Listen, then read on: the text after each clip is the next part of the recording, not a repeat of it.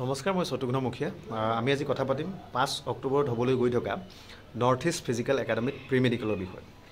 এতিয়া বহুতেই সুধি আছে, ছাৰ প্ৰি মেডিকেলটো ফ্ৰী হ'ব নেকি? ইতিমধ্যে বহুতেই আমাৰ লগত যোগাযোগ কৰিছে আৰু তাৰ কাৰণে যিখিনি প্ৰচেষ্টা ইতিমধ্যে সম্পূৰ্ণ কৰিছে তেওঁলোকে। আৰু আমি বহুত কম মানুহে প্ৰি মেডিকেল কৰাবলৈ চেষ্টা কৰিম, যিহেতু আমাৰ এদিনে সময় থাকিব 5 অক্টোবৰ। আমি ইমান সময় হাতত লৈ অহা নাই, যিহেতু আমাৰ পৰিবাৰ আছে। আমি যিকেইদিন ছুটি যাম, ছুটি সময়ত থাকোঁতে যিখিনি ল'ৰা ইতিমধ্যে মেডিকেলত ফিট হৈ আছে তেওঁলোকৰ কাৰণে এদিন আমাৰ ফালৰ পৰা সময় উলিয়াই দিবলৈ আমি চেষ্টা কৰিম। যি কি নহওক, তাতে আমি কি বস্তু চাম তাৰ এখন মই লিষ্ট বনাইছোঁ। লিষ্টখন মই ইতিমধ্যে পঢ়ি দিম আপোনালোকক।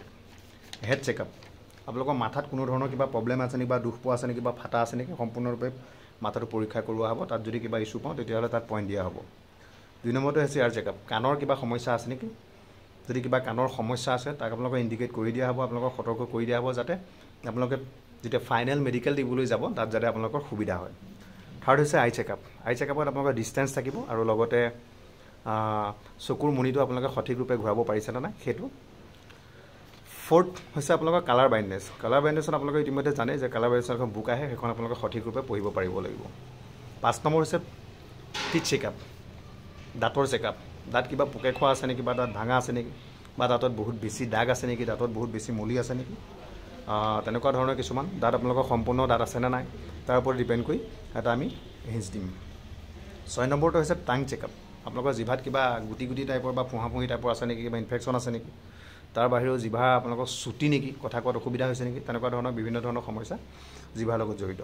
তাত যদি কিবা কাৰণে অসুবিধা পোৱা যায় তেতিয়াহ'লে পইণ্ট দিয়া হ'ব।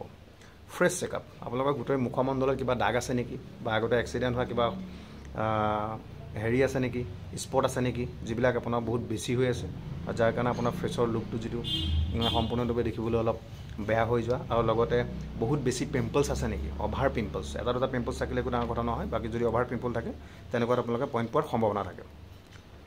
শ্ব'ল্ডাৰ চেকআপ, আপোনালোকৰ বাহুকেইটা, এই বাহুকেইটা ধৰি লওক, এই বাহুকেইটা আপোনালোকে সম্পূৰ্ণৰূপে এনেকৈ ঘূৰাব পাৰিছেনে নাই, বা সম্পূৰ্ণৰূপে এই বস্তু এই সোঁহাত আৰু বাওঁহাত আপোনালোকে ঘূৰাব পাৰিছেনে নাই, তাৰ এটা চেকআপ কৰোৱা হ'ব। কিবা কাৰণে কোনোবা সময়ত আমি দেখিবলৈ পাওঁ যে বহুত ধৰণৰ এক্সিডেণ্টত বাহুটো তললৈ নামি যোৱা বা বাহু গাঁঠি তললৈ নামি যোৱা, তেনেকুৱা ধৰণৰ সমস্যা আমি দেখিবলৈ পাওঁ। তেনেকুৱা ক্ষেত্ৰত যদি আপোনালোকে সম্পূৰ্ণৰূপে ঘূৰাব নোৱাৰে, তেওঁলোকে যেনেকৈ কয় তেওঁলোকে যদি আপোনালোকে কৰিব নোৱাৰে, তেতিয়াহ'লে আপোনালোকে পইণ্ট পোৱাৰ তাত সম্ভাৱনা থাকিব। 9 নম্বৰ হৈছে আপোনালোকৰ কেৰি এংগল। কেৰি এংগলৰ সমস্যাটো আপোনালোকে জানে, হাত দুখন এনেকৈ কৰি দিবলৈ দিব। যদি কিবা কাৰণে আপোনাৰ হাতৰ যদি এংগলটো অভাৰ পায়, বেছি বেকা পায়, তেতিয়াহ'লে আপোনালোকৰ তাতে পইণ্ট দিয়া হ'ব।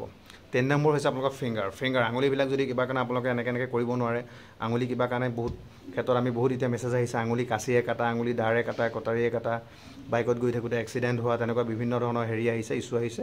আমি তেওঁলোকক মাতিছোঁ, তেওঁলোকে আমাৰ লগত যোগাযোগ কৰিছে, নিশ্চয় তাৰ বিষয়ে আমি তেওঁলোকক চাই দিয়া হ'ব সেই বিষয়ে। 11 নম্বৰ হৈছে স্কিন চেকআপ। আপোনালোকৰ স্কিনত সম্পূৰ্ণ স্কিনত, মুখতে হওক বা অন্যান্য বুকু, পেট বা ইণ্টাৰনেল পাৰ্ট য'তেই নহওক, আপোনালোকৰ কিবা ধৰণৰ স্কিনৰ সমস্যা আছে নেকি, তেনেকুৱা ধৰণৰ কিছুমান সমস্যা যদি থাকে, তেনেকুৱা ক্ষেত্ৰত আপোনালোকে সাৱধান হ'ব লাগিব। তাৰ কাৰণে যদি কিবা কাৰণে ৰিচেণ্টলি হৈ যোৱা কিবা অসুবিধা থাকে, তেতিয়াহ'লে তাৰ কাৰণে আমাৰ ডক্টৰ থাকিব, ডক্টৰে আপোনালোকক ৰিকমেণ্ড কৰিব কি লগাব লাগিব। টেটু চেকআপটো বহুত এটা কমন প্ৰব্লেম হৈ পৰিছে বৰ্তমান সময়ত, কাৰণ আমি দেখা পাওঁ যে 1 ইঞ্চি বা 1 ইঞ্চিতকৈ অলপ বেছি, অকণমান বেছি টেটু হোৱাৰ লগে লগে তেওঁক পইণ্ট দিয়া আৰম্ভ কৰি দিয়ে। বহুত এনেকুৱা ল'ৰা আছে যিবিলাকে টেটু বনোৱাৰ পিছত সেই টেটুটো উঠাবৰ কাৰণে লেজাৰ দি ট্ৰিটমেণ্ট কৰে, যাৰ ফলত আকৌ ইনফেকশ্যন হৈ যায়। তেনেকুৱা ক্ষেত্ৰত সাৱধান। যদি হাতৰ এনেকুৱা জেগাত টেটু থাকে এইটো জেগাত, তেতিয়াহ'লে তেনেকুৱা ক্ষেত্ৰত অকণ সাৱধান হৈ যোৱা উচিত। এইখিনিত যদি থাকে বা এইখিনিৰ পৰা যদি এইখিনিলৈকে থাকে, তেতিয়াহ'লে আপোনালোকৰ কোনো ধৰণৰ সমস্যা নাহে। আৰু যদিহে কিবা কাৰণে গোটেই বডিত যদি বেছি ডাঙৰ টেটু থাকে, তেনেকুৱাত বিভিন্ন ধৰণৰ আপোনালোকৰ সমস্যা আহিব পাৰে, এইটো ডক্টৰৰ ওপৰত নিৰ্ভৰ কৰিব। 11 নম্বৰ হৈছে ন' চেকআপ, অৰ্থাৎ নাকৰ কিবা DNSৰ প্ৰব্লেম আছে নেকি, বা কিবা মাংস বাহা আছে নেকি ভিতৰটো চাব। DNSৰ প্ৰব্লেম মানে সাধাৰণতে এই যিডাল হাৰ্ডি, এই হাৰ্ডিডাল চিধাকৈ আহিছেনে নাই, কিবা কাৰণ বহুত ল'ৰাৰ ক্ষেত্ৰত দেখা যায় যে হাৰ্ডিডাল এনেকুৱা হৈ যায়, ছাইডৰ পৰা দেখা পোৱা গৈ থাকে। তেনেকুৱা ক্ষেত্ৰত কি হয়, আৰু DNSৰ প্ৰব্লেম এইটো কাৰণে দিয়ে যাতে সেই কেণ্ডিডেটজনৰ ভৱিষ্যতে চাইনেছৰ প্ৰব্লেম বা কিবা তেনেকুৱা ধৰণৰ কিবা জড়িত থাকিব পাৰে নেকি, তেনেকুৱা কিছুমান ক্ষেত্ৰত দিয়ে, যাতে নাকৰ মাংসটো বাঢ়ি আহিছে, বাহিৰে উশাহ নিশাহ লোৱাৰ ক্ষেত্ৰত তেওঁ বিভিন্ন ধৰণৰ সমস্যা হ'ব পাৰে ভৱিষ্যতে।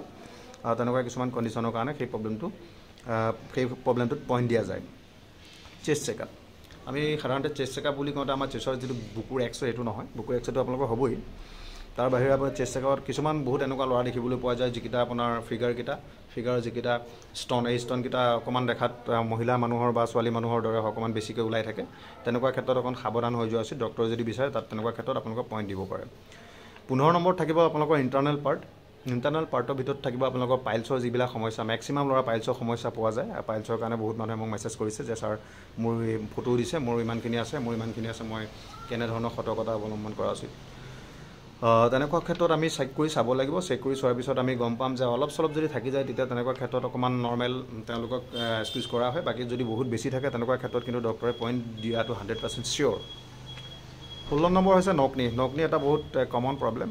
আঁঠুৱা লাগি যোৱা যিটো সমস্যা, কেতিয়াবা খাৰা কৰি চোৱা হয়, কেতিয়াবা শুৱাই পেলাইও চোৱায়। এইটো ডক্টৰৰ ওপৰত নিৰ্ভৰ কৰে। যদি তেনেকুৱা ধৰণৰ কিবা সমস্যা থাকে তেতিয়াহ'লে অকণমান আগৰ পৰা এক্সাৰচাইজ কিছুমান থাকে, তেনেকুৱা ধৰণৰ সমস্যাত পইণ্ট পাই যোৱা চান্স থাকে। 17 নম্বৰ পইণ্টটো হৈছে ভেৰিক'জ ভেন। এইটো এটা কমন প্ৰব্লেম। মেক্সিমাম ল'ৰাই ভেৰিক'জ ভেনক লৈ মোক ফোন কৰিছে, মোক ইতিমধ্যে যোগাযোগ কৰিছে, ফটো পঠাইছে। আচলতে ভেৰিক'জ ভেনৰ যিটো প্ৰব্লেম, সেই প্ৰব্লেমটো আচলতে বেছি ৰানিং বা বেছি জাম্পিং ৰানিং বেছি কৰি থাকিলে অলপ বেছিকৈ ওলাই অহা দেখা পোৱা যায়। নৰ্মেলি যদি এজন লোকৰ ভেৰিক'জ ভেনৰ যিডাল ভৰিৰ ওপৰৰ পৰা অহা তললৈ অহা যিডাল সেইডাল ভেনডাল যদি কিবা কাৰণে তেওঁ এই বছৰত অকণমান কমকৈ ওলাইছে, নেক্সট বছৰ পূৰা ৰানিং কৰি দিয়াৰ পিছত তেওঁ কিন্তু অকণমান হ'লেও বাঢ়ি তেনেকৈ বাঢ়ি গৈ থাকে। এইটো এটা বেলেগ সমস্যা। তাৰ কাৰণে কিবা আমাৰ ডক্টৰ থাকিব, ডক্টৰে আপোনালোকে ইনজেকশ্যন ৰিকমেণ্ড কৰিব পাৰে। তে আপোনালোকে আহি পেলাই চেকআপ কৰাই ল'ব পাৰে। 18 নম্বৰ হৈছে ফ্লাইট ফুটটো এটা কমন প্ৰব্লেম আৰু বহুত কম সংখ্যক লোকৰে ফ্লাইট ফুট ওলোৱা দেখা যায়। মেক্সিমাম ল'ৰাৰ ফ্লাইট ফুট নাথাকে বাৰু। তাৰ ভিতৰত যদি কাৰোবাৰ কিবা কাৰণে ফ্লাইট ফুটৰ সমস্যা থাকে অকণমান পইণ্ট পোৱা চান্স এটা থাকে আৰু। 19 নম্বৰ হৈছে ব্লাড টেষ্টটোত আপোনালোকে হিমগ্ল'বিনটো মেইনলি টেষ্ট কৰা হয়। হিমগ্ল'বিনৰ পৰিমাণটো আপোনালোকে এনেও ব্লাড টেষ্টটো নৰ্মেলি আপোনালোকে হস্পিটেলতো চেক কৰাই ল'ব পাৰে। যদি কিবা কাৰণে হিমগ্ল'বিনৰ পৰিমাণটো কম থাকে তেতিয়াহ'লে আপোনালোকে খাদ্য তেনেকুৱা কিছুমান আছে, খুব বেছি 10-15 দিন খালেই হিমগ্ল'বিন 2-3% ইম্প্ৰুভ হৈ যোৱা আমি দেখা পাওঁ। লাষ্টত হৈছে আপোনাৰ BP চেকআপ। BPটো নৰ্মেলি জানে সকলোৱে, BP বিষয়ে বেলেগকৈ আমি ক'ব নালাগে। গতিকে আজি মই যিকেইটা পইণ্ট গালোঁ এইকেইটাই আমাৰ নৰ্থ ইষ্ট ফিজিকেল একাডেমীত আপোনালোকক চেক কৰা হ'ব। আৰু মেডিকেল যিটো আমাৰ চেকআপ থাকিব এইটো সম্পূৰ্ণ আমাৰ ডিপাৰ্টমেণ্টৰ আমাৰ CRPF হৈ 2-3জন মানুহ থাকিব। তেওঁলোকে আমি বিনামূলীয়াকৈ বস্তুটো কৰি দিম। কিন্তু কথা হ'ল কি, আপোনালোকে বহুত ইতিমধ্যে হাইলাকান্দি, মেঘালয়, অৰুণাচল, ধুবুৰী, কাছাৰ, ধেমাজি বিভিন্ন জেগাৰ পৰা আমাৰ লগত যোগাযোগ কৰিছে। তেওঁলোক আহি পেলাই আমাৰ এটা থকাৰ ব্যৱস্থা, তেওঁলোক বহিবলৈ পোৱাৰ ব্যৱস্থা বা তেওঁলোকৰ বাবে এটা পেণ্ডেল বা খোৱা বোৱাৰ এটা হেল্ডি ব্ৰেকফাষ্ট আৰু দুপৰীয়াৰ আমিষ আৰু নিৰামিষৰ কিবা এটা ব্যৱস্থা কৰিছোঁ। সেইটো কাৰণে আপোনালোকৰ পৰা 170কৈ আমি তেওঁলোকক দিবলৈ কৈছোঁ যে আপোনালোকে খোৱা বোৱাটো কোনো ধৰণৰ হোটেলত খাব নালাগে, আমাৰ ইয়াতে আপোনালোকে পাই যাব। আমি অলৰেডি বনোৱা আমাৰ গাঁৱৰ কিছুমান হোটেল দি থকা বনোৱাৰ গ্ৰুপৰ লগত অলৰেডি কথা বতৰা পাতি লৈছোঁ। তেওঁলোকে কৈছে যে ব্ৰেকফাষ্ট আৰু যিটো দুপৰীয়া আহাৰ এই গোটেই বস্তুটো উইথ পেণ্ডেল, আপোনালোকৰ যিটো বহা জাগা, চকী টকীৰ পৰা আদি কৰি ডাইনিঙৰ পৰা আদি কৰি গোটেই বস্তুখিনি লৈ আপোনালোকক মাত্ৰ 170 টকাকৈ আহিছে। সেইটো যদি যিসকল মানুহে সেইটো এফৰ্ড কৰিব পাৰিম বুলি ভাবিছে তেওঁলোক 5 অক্টোবৰত প্ৰি মেডিকেল কৰাবলৈ আহিব পাৰে। বাকী কোনোবাই যদি সেই বস্তুটো এফৰ্ড কৰিব পৰা নাই, মেডিকেলটো বাৰু সম্পূৰ্ণ ফ্ৰীয়ে থাকিব, তাৰ কাৰণে 1 টকাও লোৱা নহয়। আৰু যদি কোনোবাই ভাবিছে 170 টকাটো আমাৰ কাৰণে বহুত ডাঙৰ হয়, সেইটো আমাৰ ফালৰ পৰা কোনোজনৰ জোৰবস্তি নহয়। কোনোবাই কৰিবও পাৰে, কোনোবাই নকৰিবও পাৰে। আমাৰ ফালৰ পৰা কোনো ধৰণৰ বাধ্যতামূলক তেনেকুৱা একো কথা নাই।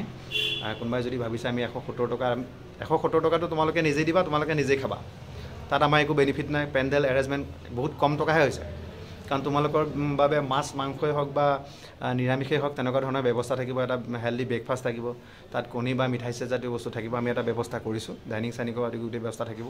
তোমালোকে নিজে লৈ খাব নালাগে, আমি কেটাৰিঙৰ ব্যৱস্থা কৰিছোঁ। গতিকে আল্টিমেটলি খৰচ বহুত কম আহিছে 170 টকা। আৰু যিসকল ল'ৰা ছোৱালী ৰাতিলৈকে, বহুত দূৰৰ কিছুমান ল'ৰা ছোৱালী এনেকুৱা থাকিব পাৰে তেওঁলোক ৰাতি যাব নোৱাৰিবও পাৰে কিবা কাৰণে। মেডিকেলৰ প্ৰচেছত বেছি সময় নালাগে, আমি 3-4 ঘণ্টাত সম্পূৰ্ণৰূপে শেষ কৰি দিম। কিন্তু যিসকল ল'ৰা বহুত দূৰৰ পৰা আহিছে, হাইলাকান্দি, কৰিমগঞ্জ, তেওঁলোকে যদি কিবা কাৰণে ৰাতি থাকিব বিচাৰে তেওঁলোকৰ কাৰণে ৰাতিৰ কিবা এটা আহাৰ প্ৰস্তুত কৰিব লাগিব সেই 170 টকা বাজেটতে। তো চব আমি কেলকুলেশ্যন কৰি এটা হিচাপ কৰিছোঁ। যদি তোমালোকে বিচাৰা যে আমি মেডিকেল চেকআপটো কৰাই লোৱা ভাল, তেতিয়াহ'লে নিশ্চয় তোমালোকক মোৰ ফালৰ পৰা welcome north east physical academy pre মেডিকেললৈ 5 অক্টোবৰ। আৰু এড্ৰেছটো তোমালোকে মোৰ যিটো পাৰ্চনেল গ্ৰুপ, তাত তোমালোকে মোৰ লগত যোগাযোগ কৰাৰ পিছত তোমালোকক এড্ৰেছটো দি দিয়া হ'ব আৰু কেনেকৈ আহিব লাগে লোকেশ্যন শ্বেয়াৰ কৰি দিয়া হ'ব। আৰু এইটো কোনো ধৰণৰ ফ্ৰড নহয়। বহুত ক্ষেত্ৰত দেখা পাওঁ যে দুটামান মানুহে এতিয়া ফ্ৰড এলাৰ্ট, ফেক নিউজ তেনেকুৱা বিভিন্ন ধৰণৰ মেছেজ কৈ আছে। আমাক ডাউন কৰিবৰ কাৰণে আচলতে তেনেকুৱা কোনো ধৰণৰ কথা নাই। এইখন হ'বলৈ গৈ থকা এখন উত্তৰ পূৰ্বাঞ্চলৰ সৰ্ববৃহৎ একাডেমি। মই ইতিমধ্যে আপোনালোকক আগৰ ভিডিঅ'টো মই কৈছোঁ, আৰু অনাগত দিনসমূহত আমাৰ এই একাডেমিখনে এটা ভাল পৰ্যায় পাবগৈ বুলি মই বহুত আশাবাদী, আৰু আপোনালোকে আশীৰ্বাদ কৰিব আপোনালোকৰ সুবিধাতে। ধন্যবাদ।